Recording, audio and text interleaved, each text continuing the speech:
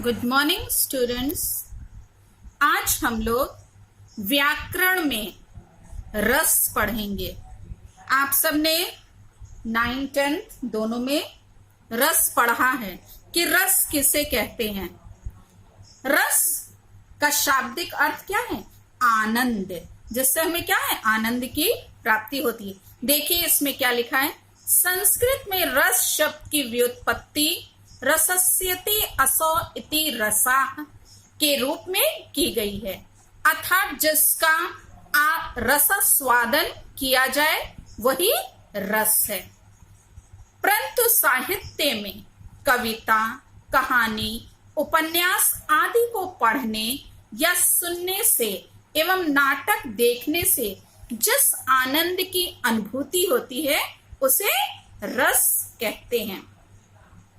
आप सब जानते हैं, जब हम कोई कविता को पढ़ते हैं तो जब उसके अर्थ को समझते हैं तो हमें क्या है?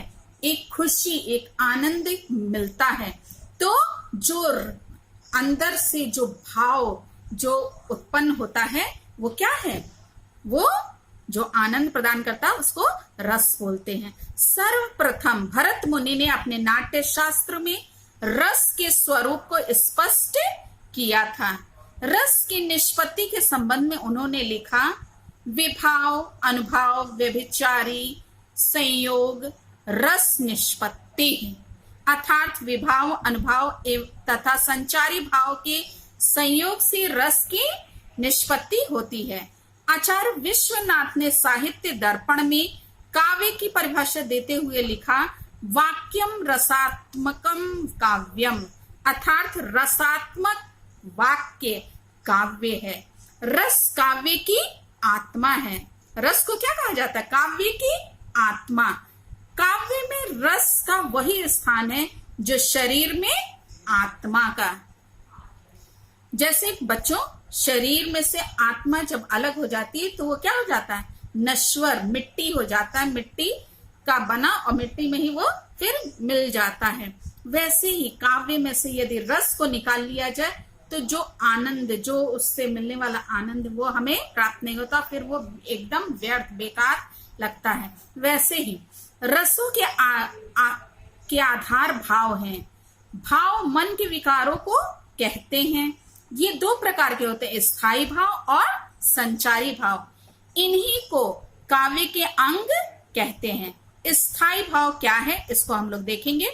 स्थायी भाव प्रत्येक सहृदय व्यक्ति के हृदय में हमेशा विद्यमान रहते हैं। जो कैसा व्यक्ति होता है? सहृदय, यानी जो जिसका हृदय कोमल होता है, जो भावनाओं को समझता है। यद्यपि वे सुप्त अवस्था में रहते हैं तथापि उचित अवसर पर जागृत एवं पुष्ट होकर ये रस के रूप में परिणत हो जाते हैं। एक स्थायी भाव का संबंध एक रस से होता है। इनकी संख्या 9 है, किंतु कुछ आचार्यों ने इनकी संख्या 10 निर्धारित की है। देखिए कौन कौन से 9 हैं। पहला रति, जो श्रृंगार रस है उसका स्थायी भाव क्या है? रति है। करुण का शोक है, यहाँ हास्य का हास है। रौद्र का क्रोध है। वीर रस का उत्साह है। भयानक रस का भय है। अद्भुत का आश्चर्य है। विभत्स का ग्लानि या जुगुप्सा है। शांत रस का निर्वेद स्थायी भाव है। और वात्सल्य का वात्सल्यता। बच्चों, ये जो रस दिए गए हैं आपके कोर्स में, ये जो 10 रस हैं, उनका स्थायी भाव आप लोग लर्न कर लीजिएगा। आपको सबसे पहले अपनी कॉपी में क्या करना है बच्चों? रस की परिभाषा लिख लीजिएगा कि कविता, कहानी, उपन्यास आदि को पढ़ने या सुनने से एवं नाटक को देखने से जिस आनंद की अनुभूति होती है उसे रस कहते हैं।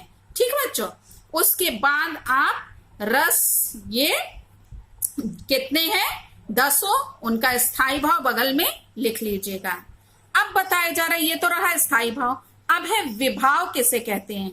जो कारण, व्यक्ति, पदार्थ, परिस्थितियां आदि दूसरे व्यक्ति के हृदय में स्थायी भाव को जागृत जागृत तथा उद्दीप्त करते हैं उन्हें विभाव कहते हैं।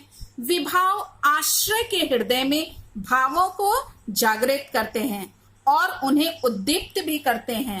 इस आधार पर विभाव के दो भेद होते हैं, एक आलंबन विभाव और एक उद्दीपन विभाव। अब आलंबन विभाव किसे कहते हैं? देखिए, जिस व्यक्ति अथवा वस्तु के कारण कोई भाव जागृत होता है उस व्यक्ति तथा वस्तु को उस भाव का आलंबन विभाव कहते हैं। इसके दो भेद हैं, आश्रय और विषय। जिस व्यक्ति के मन में रति आदि स्थायी भाव उत्पन्न होते हैं उसे आश्रय कहते हैं, ठीक है बच्चों। और जिस व्यक्ति या वस्तु के कारण आश्रय के चित्त में रति या स्थायी भाव उत्पन्न होते हैं उसे विषय कहते हैं।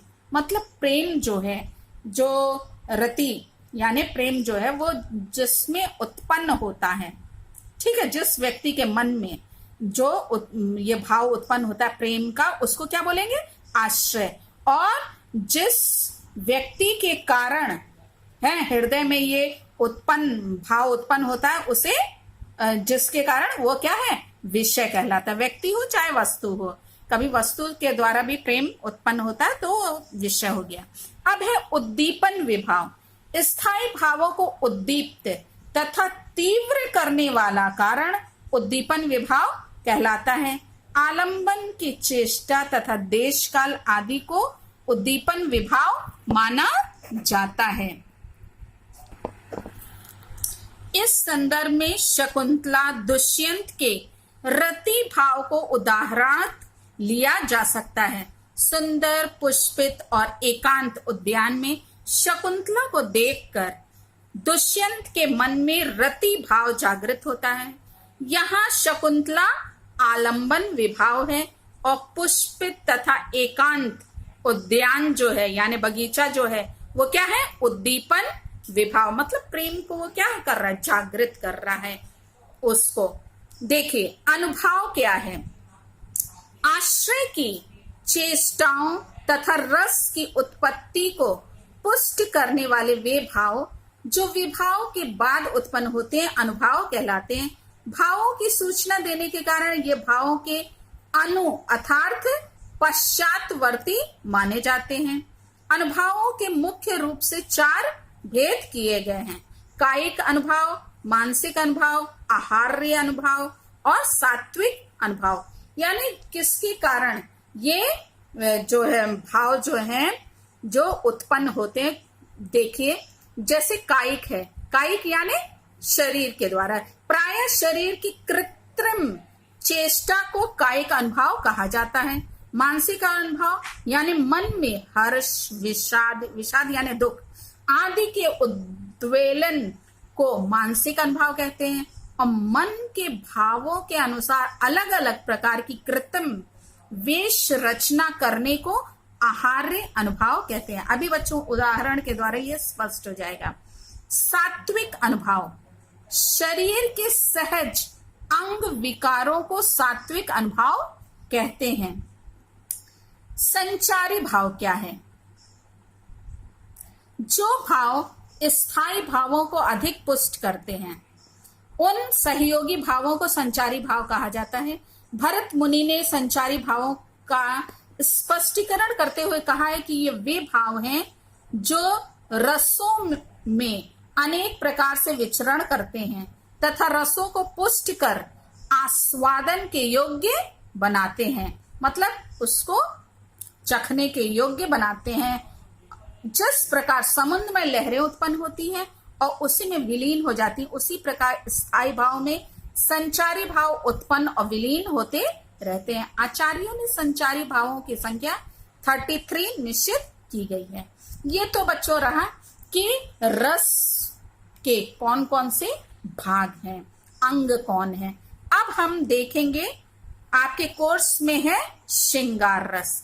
बच्चों वो जो आपने 10 रस लिखा और स्थायी भाव लिखा उसके बाद आप सीधे आ जाइएगा, ये पहला हेडिंग डालिएगा श्रृंगार रस। इसकी डेफिनेशन परिभाषा पहले लिखिएगा और वो हम बता रहे हैं कि आपको क्या लिखना है।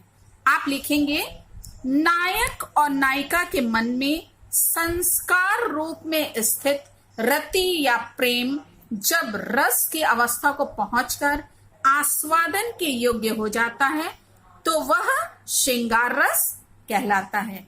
सहृदय के चित्त में रति नामक स्थायी भाव जब विभाव, अनुभाव तथा संचारी भाव से संयोग होता है तो वह श्रृंगार रस का रूप धारण कर लेता है। श्रृंगार रस के दो भेद हैं। आप सबने छोटी क्लास में ही श्रृंगार रस पढ़ा है, ठीक है। जब क्या होता है, नायक नायिका के मन में स्थित जो स्थायी भाव यानी ये जो रति या प्रेम जो चरमोत्कर्ष पे होता है, तब वो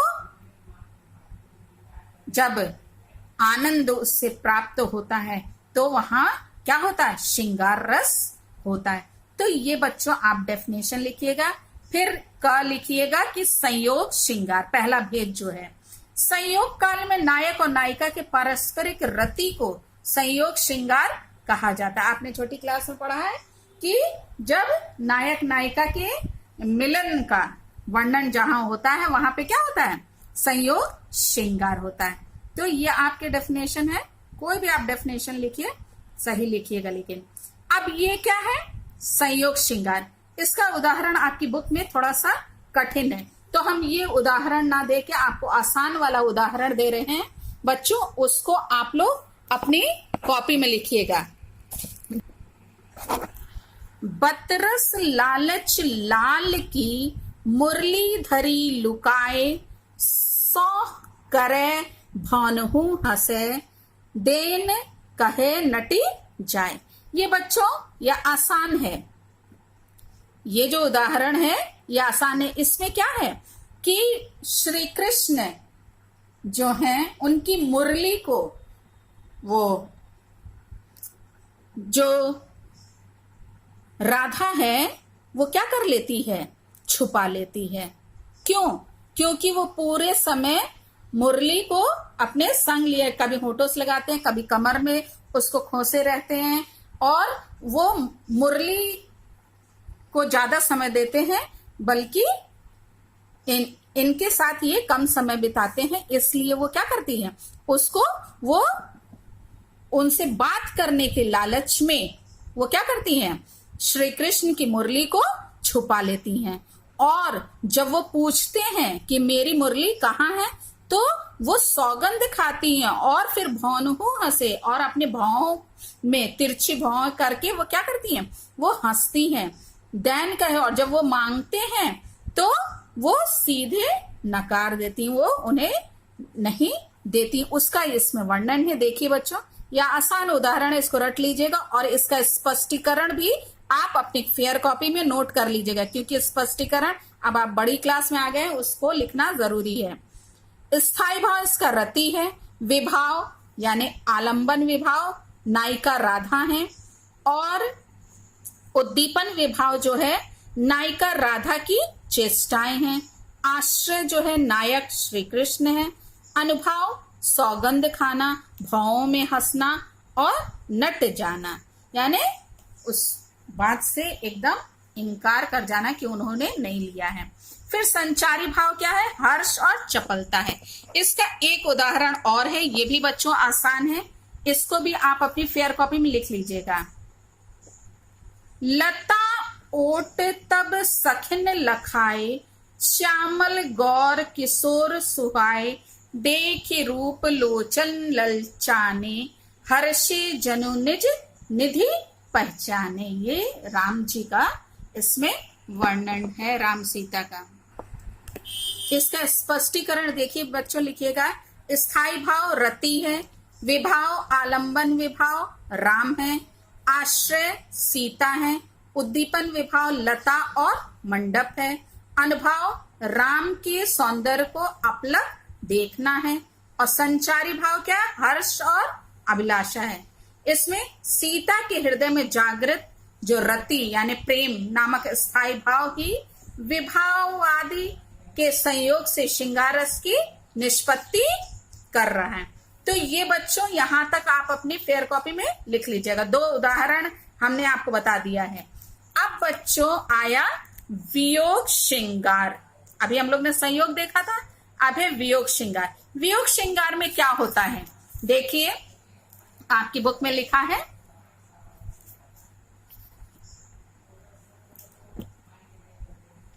इसे बच्चों विप्रलंब श्रृंगार भी कहते हैं। क्या कहते हैं? विप्रलंब श्रृंगार भी।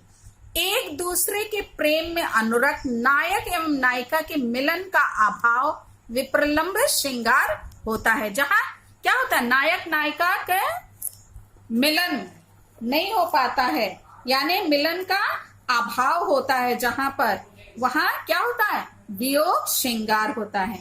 आपकी बुक में दिया है बच्चों,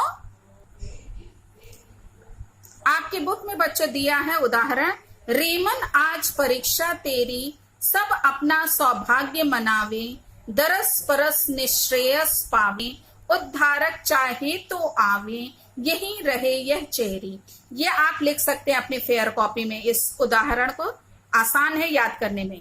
इसमें स्थायी भाव रति है, यशोधरा आलंबन है, उद्धारक गौतम के प्रति यह भाव है कि वे चाहे तो आवे, ठीक है, उद्दीपन विभाव है, और मन को समझाना और उद्बोधन अनुभाव है, और यशोधरा का प्रणय मान है तथा मति वितर्क और अमर्ष संचारी भाव है।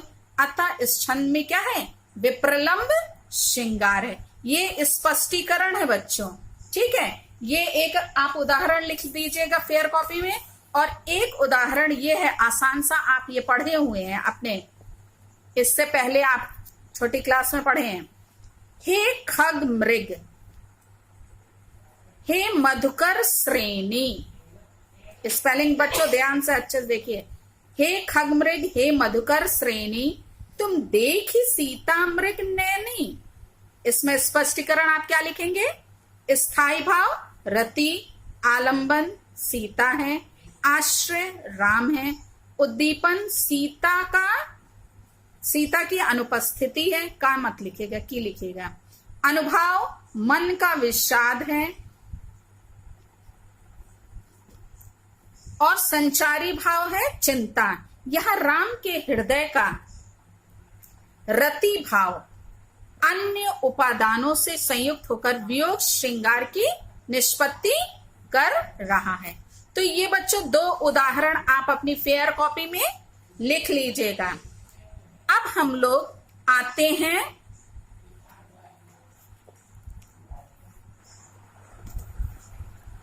करुण रस पे। करुण रस, बंधु विनाश, बंधु वियोग, द्रव्य नाश और प्रेमी के सदैव के लिए बिछुड़ जाने से करुण रस उत्पन्न होता है। वहां बच्चों वो जो हम लोग वियोग श्रृंगार देखे थे उसमें भी क्या है, नायक और नायिका के बिछड़ने पर जो है मिलन का जब अभाव रहता है तो वियोग श्रृंगार था। लेकिन यहाँ वहां मिलने की संभावना बनी रहती है, लेकिन इसमें क्या है, करुण रस में मिलन का संभावना क्या हो जाती है, समाप्त हो जाती है। तो यहाँ पे बिछुड़ जाने के कारण फिर क्या, करुण रस उत्पन्न होता है।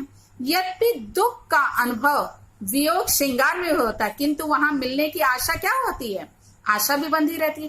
अतएव शोक स्थायी भाव, विभाव अनुभाव और संचारी भाव के संयोग से करुण रस की दशा को प्राप्त होता है। बच्चों यदि आपको ये उदाहरण, इस उदाहरण की जगह आपको पहले वाला उदाहरण जो आपने पहले छोटी क्लास में याद किया था वो यदि आपको आसान लगे तो वो आप लिख सकते हैं, ठीक है। जैसे हम लोग ने छोटी क्लास में क्या है, ये वाला पढ़ा था बच्चों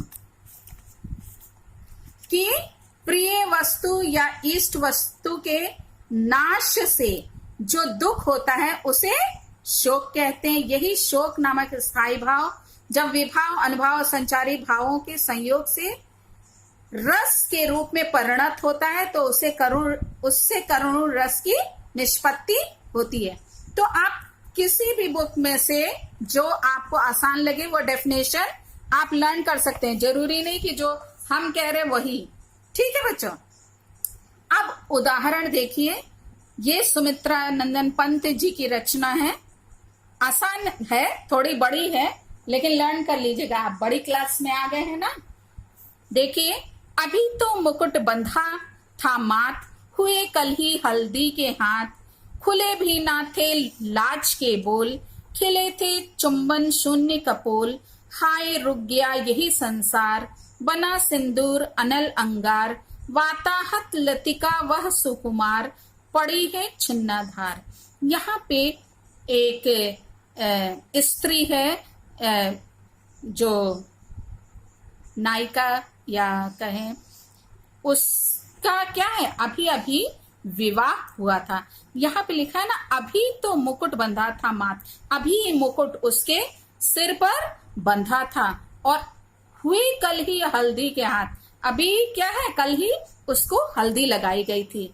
खुले भी ना थे लाज के बोल, है यानी कि उसकी अभी वैवाहिक जीवन अभी उसका प्रारंभ भी नहीं हुआ था कि तभी क्या हो गया, खिले थे चुंबन शून्य कपोल, है उसके जो गाल हैं उससे अभी जो है, अभी वो जो विवाह का जो उसका आनंद था, जो खुशी थी, वो अभी क्या है, पूरी तरीके से वो प्रसन्नता उसे प्राप्त भी नहीं हुई थी कि तभी क्या हो गया, हाय रुक गया यही संसार, तभी उसके पति की क्या हो जाती है, जो दुल्हा रहता है उसकी मृत्यु हो जाती है। बना सिंदूर अनल अंगार, उसके जो मांग का जो सिंदूर था वो क्या है, अंगारे के समान बन गया, अग्नि के अनल आग के अंगारे के समान। वाताहत लतिका वह सुकुमार, पड़ी है छिन्नादा, जैसे कोई वृक्ष से लतिका यानी जो लत्तर होती है सहारे वो चढ़ती है, वो लतिका जैसे हवा से कैसे गिर जाती है उसके समान वो ये जो नायिका है वो क्या हो जाती है, जो दुल्हन है वो गिर पड़ती है। उसका यहाँ पे बड़ा सुंदर वर्णन है। देखिए, इन पंक्तियों में विनष्ट पति यानी आलंबन है, तथा मुकुट का बंधना, हल्दी के हाथ होना, लाज के बोलों का ना खुलना आदि उद्दीपन है। वायु से आहत लतिका के समान नायिका का बेसहारे पड़े होना अनुभव है, तथा उसमें विषाद यानी दुख, दैन्य, स्मृति, जड़ता आदि संचारियों की व्यंजना है। इस प्रकार करुणा के संपूर्ण उपकरण और शोक नामक स्थायी भाव इस पद को करुण रस दशा तक पहुंचा रहे हैं। तो बच्चों, ये रहा करुण रस का उदाहरण। और एक